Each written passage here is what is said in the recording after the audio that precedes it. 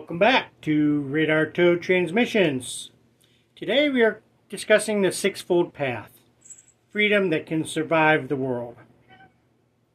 There is a question beneath every spiritual tradition. How do human beings become free without destroying themselves, each other, or the world they live in? Freedom without structure collapses into chaos. Structure without mercy hardens into oppression. Wisdom without responsibility floats away. Action without truth becomes dangerous. The great teachers did not contradict one another. They complete one another. Together, Moses, Jesus, Buddha, Confucius, Krishna, and Muhammad form a single, durable path, one that relates the human spirit and keeps it grounded in life.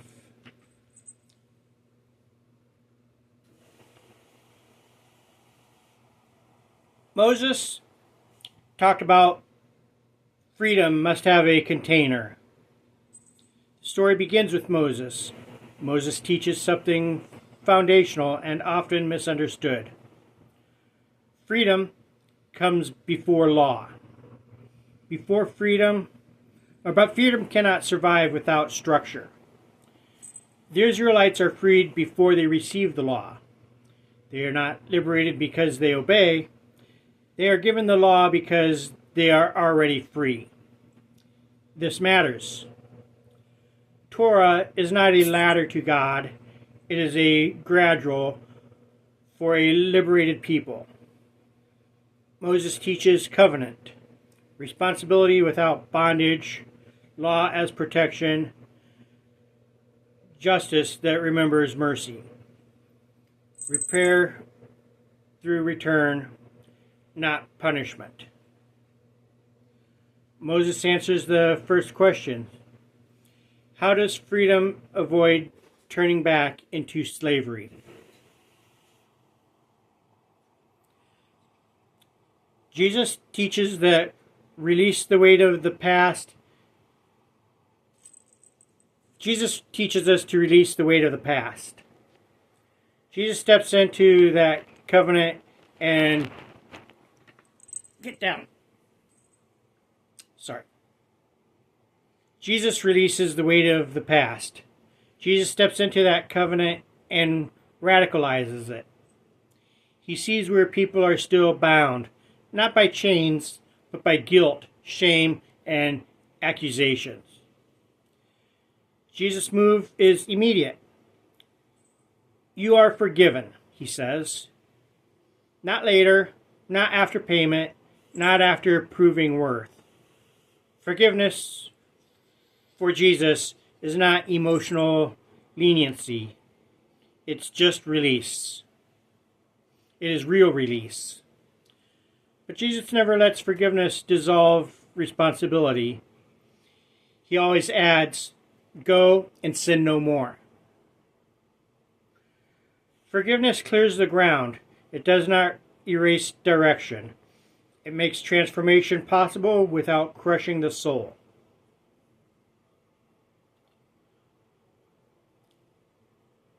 Buddha teaches us, do not rebind yourself, yet even after forgiveness, people often remain trapped. They cling to identity. They replay the story. They turn wounds into selfhood. Buddha names the mechanism clearly: suffering. It continues because of clinging, not divine punishment, not cosmic doubt. The mind grasps at what is impertinent and calls it me. Buddha doesn't argue about forgiveness. He explains why people don't experience it. Forgiveness opens the door. Awareness keeps it open. Confucius teaches that freedom must be humane. Inner freedom raises a social question. How does an awakened person live among others without tearing the human fabric? Confucius answers this directly. He teaches Ren, humaneness, empathy, benevolence, and Li, appropriate conduct, respect, relocational care. Confucius insists wisdom must show up as kindness. Enlightenment must be livable. Freedom that neglects others is not wisdom. Awakening that dissolves responsibility is incomplete. Confucius ensures that inner transformation strengthens families, communities, and trust. Krishna teaches us to act without attachment. Then comes the moment many avoid action. Fear of consequences, fear of failure, fear of doing harm. Krishna refuses paralysis. He says, stand up and act. But he removes the final chain. You are entitled to action, but not the fruits of action. This is Dharma without ego. Act fully, act rightly, act without being owned by reward or fear. Responsibility without bondage, engagement without possession. Muhammad teaches to submit all of this to truth. Finally, Muhammad anchors the entire path.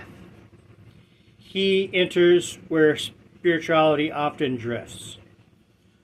When freedom becomes self-defined, when wisdom inflates ego, when compassion forgets justice. Muhammad teaches submission to truth, Islam. Not submission to a tyrant, submission to reality itself, to what is just, honest, and accountable. He insists justice is worship. Humility is strength. Truth applies even when unseen. Freedom must answer to reality. This prevents the path from collapsing into spiritual narcissism. The integrated path. Together, the path unfolds clearly. Moses gives freedom a structure that can survive historically. Jesus releases the past through forgiveness. Buddha dissolves clinging that rebinds the mind. Confucius harmonizes freedom in relationship. Krishna directs right action without attachment. Muhammad anchors all of it in truth and justice. Or simply, freedom with structure, mercy without denial, awareness without ego, compassion with responsibility, action without attachment, with truth at the center.